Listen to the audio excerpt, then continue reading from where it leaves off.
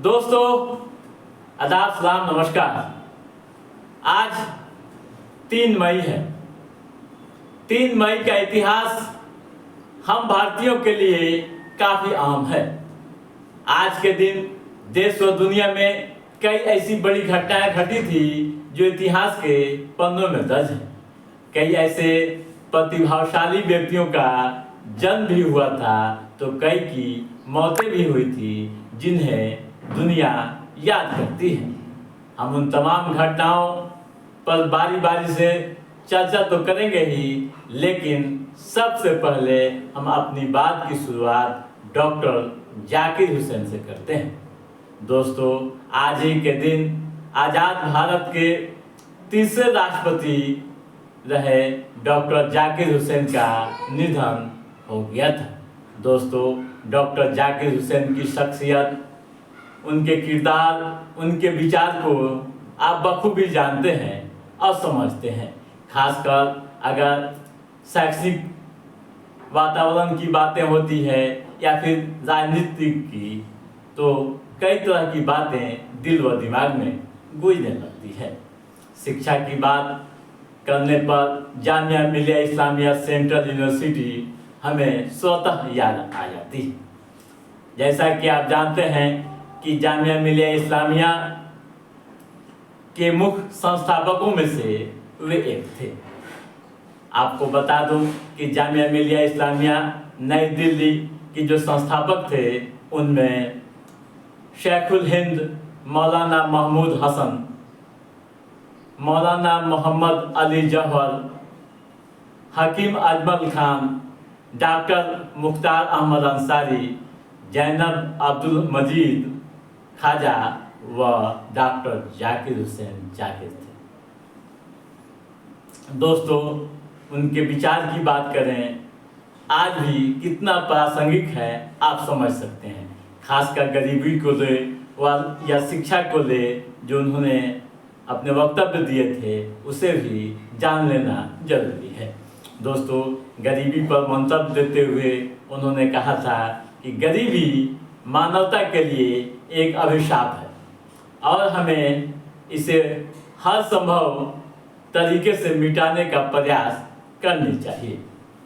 वहीं शिक्षा के लिए जो उपदेश दिया था उन्होंने, यानी शिक्षा स्वयं यानी खुद में साध नहीं है, अपितु जीवन जीने की कला है। दोस्तों, 13 मई 1967 को वे भारत के तीसरे राष्ट्रपति बने थे। वे पहले मुस्लिम राष्ट्रपति हुए। 13 मई 1967 को उन्होंने राष्ट्रपति पद की शपथ ली थी। इससे पहले वे उपराष्ट्रपति के पद पर नियुक्त थे। तत्कालीन प्रधानमंत्री चाहती थी कि उन्हें राष्ट्रपति बनाया जाए, जबकि 1967 में कांग्रेस अध्यक्ष कामराज डॉक्टर सर्वपल्ली राधाकृष्णन को दोबारा राष्ट्रपति बनाना चाहते थे। काफ़ी खींचातानी के बाद इंदिरा गांधी ने डॉक्टर जाकिर हुसैन को राष्ट्रपति बनाया था और एक नए इतिहास की रचना थी। दोस्तों, 3 मई 1969 तक वे राष्ट्रपति रहे। उनका जन्म 1897 को उत्तर प्रदेश के फर्रुखाबाद कैमगंज जिले में हुआ था। अलीगढ़ मुस्लिम यूनिवर्सिटी, जो इस समय पूरी दुनिया में जानी जाती है और उस समय एंग्लो मोहम्मडन ओरिएंटल कॉलेज के नाम से जानी जाती थी, वहाँ से उन्होंने उच्च शिक्षा हासिल की। कॉलेज के दिनों में ही छात्र संघ के नेता के तौर पर काफ़ी सक्रिय थे और पूरे देश में लोकप्रियता हासिल की थी। दोस्तों, राजनीति के अलावा शिक्षा हमेशा उनके लिए प्रखर मुद्दा हुआ करता था। कॉलेज से निकलने के बाद वे एक युवा समूह के नेता बन गए, जिसने आगे चलकर 29 अक्टूबर 1920 को अलीगढ़ में नेशनल मुस्लिम यूनिवर्सिटी की स्थापना की। 1925 में यह यूनिवर्सिटी नई दिल्ली के करोल बाग चली गई।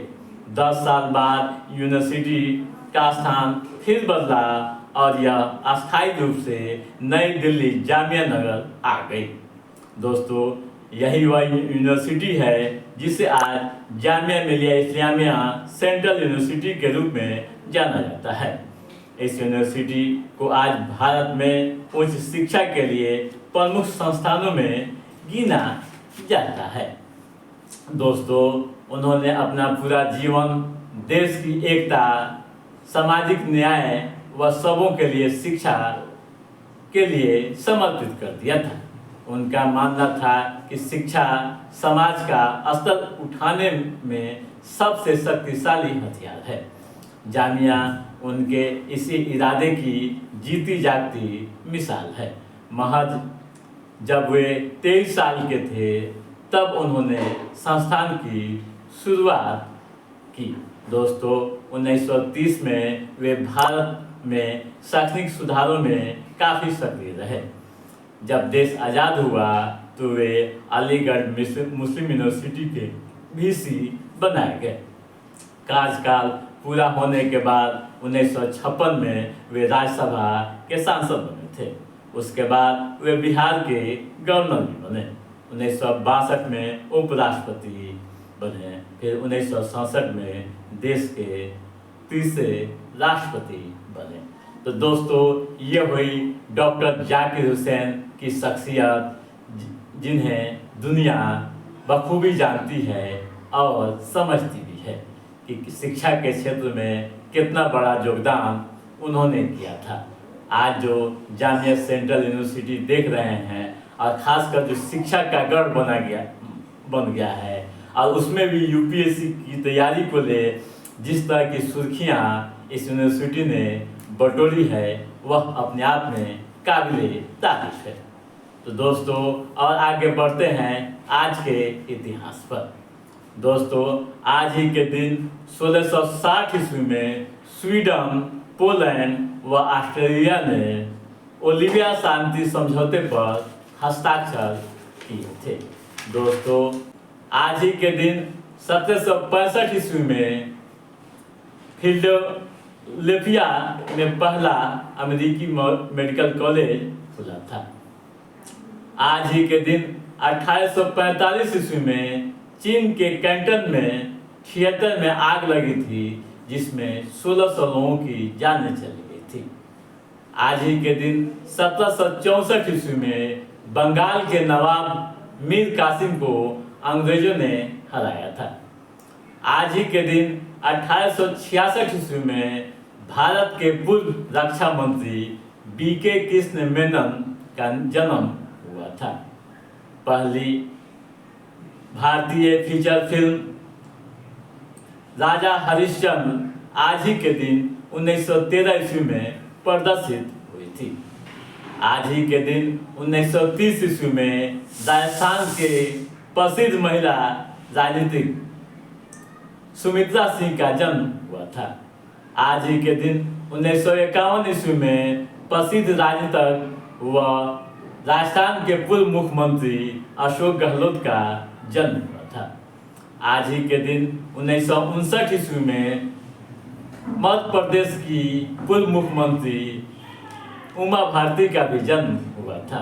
दोस्तों, आज ही के दिन 1955 ईस्वी में झारखंड के छठे मुख्यमंत्री रघुवर दास का जन्म हुआ था।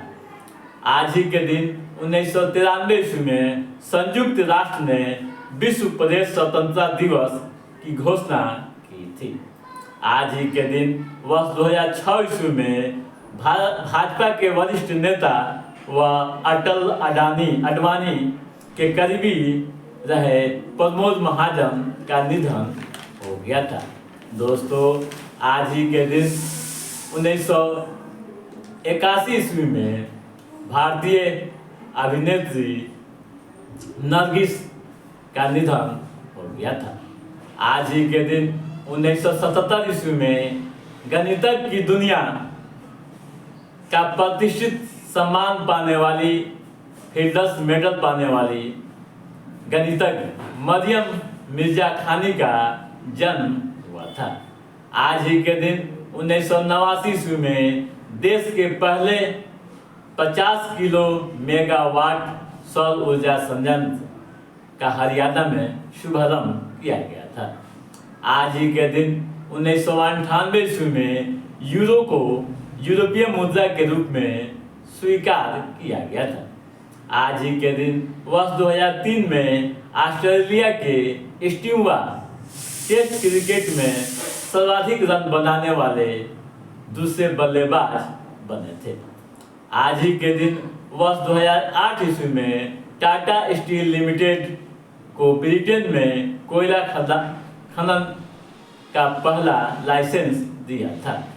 आज ही के दिन साल 2016 ईस्वी में कनाडा के अल्बर्टा में भीषण आग लगी थी, जिसमें अरबों डॉलर का नुकसान हुआ था। तो दोस्तों, आज के इस एपिसोड में बस इतना ही। हमारा ये एपिसोड कैसा लगा आप हमें लाइक और कमेंट करके जरूर बताइएगा। यदि आपने हमारे चैनल को सब्सक्राइब नहीं किया है तो सब्सक्राइब भी कीजिएगा, ताकि ऐतिहासिक घटनाओं से संबंधित जो भी अप टू डेट है उसे हम समय समय पर आपके बीच पहुंचाते रहेंगे। तब तक आप अपने दोस्त को दीजिए इजाजत।